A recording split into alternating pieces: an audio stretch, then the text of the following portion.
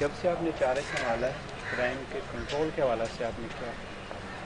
جی بالکل، مجھے تقریباً یہاں پر ایز ڈی پی او پاک پتن تعینات ہوئے کوئی 4 ماہ کا عرصہ ہو گیا، جس کے اندر ہم نے پوری کوشش کی ہے کہ ہمارے تھانوں کی کلاسیفیکیشن رورل اور اربن کے حساب سے ہم نے کرائم کو ڈائنامکس کو اسٹڈی کر کے کرائم پاکٹس اپنی نکالی ہیں. جو ہمارے شہری تھانے ہیں وہاں پر زیادہ سنیچنگ کی، اسٹریٹ کرائم کی واردات زیادہ تھی. اسی طرح دیہاتی تھانوں میں مویشی چوری کی اور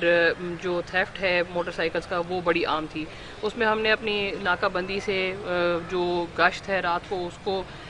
جو ہے ساری ہدایات اس میں جاری کی کہ جو گشت کا سارا سسٹم ہے اس کو ری ویمپ کیا جائے. جو ہمارا چوکیدارہ سسٹم ہے ٹھیکری پیرا ہے اس کی ہم نے مدد لی. جو نمبردار ہر علاقے کے تھے اس کے اندر وہ ہمارے ساتھ کوآرڈینیٹ کرتے رہے اور اب اللہ کی مہربانی سے 3-4 ماہ میں ہم نے اس کو بڑا مؤثر بنا لیا ہے. اسی طرح ہماری کرائم کی جتنی اسٹیٹسٹکس ہے اس کو ایک پراپر اسٹریٹجی کے تحت یہاں پر ہر کرائم میٹنگ کے اندر ڈسکشن میں لایا جاتا ہے اور اس میں دیکھا جاتا ہے کہ کون کون سے ہمارے کمزور ایریاز ہیں، کون سے ایسی جگہیں ہیں جہاں پر ہمیں اس کا فائدہ ملا ہے. تو یہ ساری جو کرائم فائٹنگ ہے، اب جو ہمارا روایتی طریقہ کار ایک پولیس کا ہوا کرتا تھا وہ اپنی جگہ پر ہمارے لیے افیکٹو ہے، لیکن ہماری پوری کوشش ہے کہ ماڈرن پولیسنگ جس میں ہمارے پاس ڈیش بورڈ اویلیبل ہیں آئی ٹی کے، اس میں ہم کرائم کے حوالے سے ساری مدد اس میں آئی ٹی کی بھی لے رہے ہیں، جس میں جیو فینسنگ ہے، سی ڈی آر ہے، لوکیشننگ ہے، وہ ساری کی ساری اس میں ہمیں کرائم کو ٹریس کرنے میں بڑی ہیلپ ملتی ہے. اور جب کرائم ایک دفعہ ٹریس ہوتا ہے، بندے پکڑے جاتے ہیں، تو اس میں ہمیشہ پریونشن آف کرائم میں ہمیشہ ہیلپ ملتی ہے کہ لوگ جب کرائم ڈاؤن ہوتا تب جب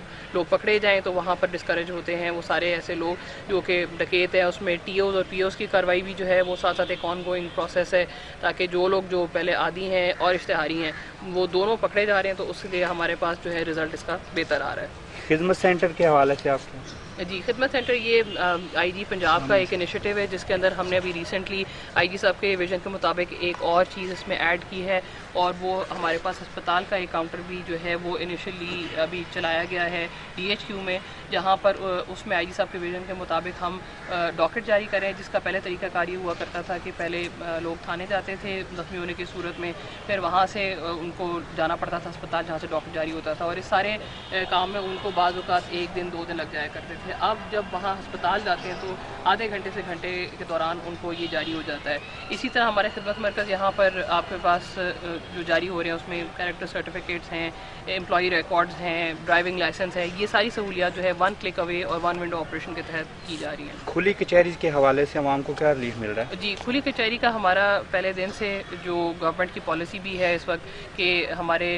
جو ہے اس کا کھلی کچہری فارملی بھی رکھی جاتی ہے، ادروائز 3 بجے شام سے لے کر 5 بجے شام تک تمام ایس ایچ اوز بھی اپنے اپنے تھانوں کے اندر اویلیبل ہوتے ہیں، اور اس وقت ان کا سوائے سائلین کی شکایات سننے کے علاوہ وہ کوئی کام نہیں کرتے. سب کے لیے یہ پابندی ہے کہ وہ اپنا یہ ٹائم ضرور مختص کریں گے کمپلیننٹس کے لیے. اور اسی طریقے سے تمام جو ایس ڈی پی او آفیسز ہیں، ایس پی آفس ہیں، اور پھر اینڈ میں جو ڈی پی آفس آتا ہے وہاں پر بھی کمپلینٹ ریٹینشن کا اسی طرح سسٹم بنایا گیا ہے. 15 کے حوالے سے اکثر شکایت آتی ہے وہ کال اٹینڈ نہیں کرتے. جی 15 کے جو ہمارا یہاں پر بھی ابھی تک کیونکہ روایتی وہ سسٹم چل رہا ہے، اس میں ہماری کوشش ہے کہ ایک سافٹ ویئر انٹروڈیوس کرایا جائے. جس طرح سے آپ جب کارپوریٹ سیکٹر میں بینکس میں اور ہیلپ لائنس پہ کال کرتے ہیں تو اس کے اندر ایک ریکارڈ موجود ہوتا ہے. جو ابھی سسٹم اویلیبل ہے اس میں 15 پہ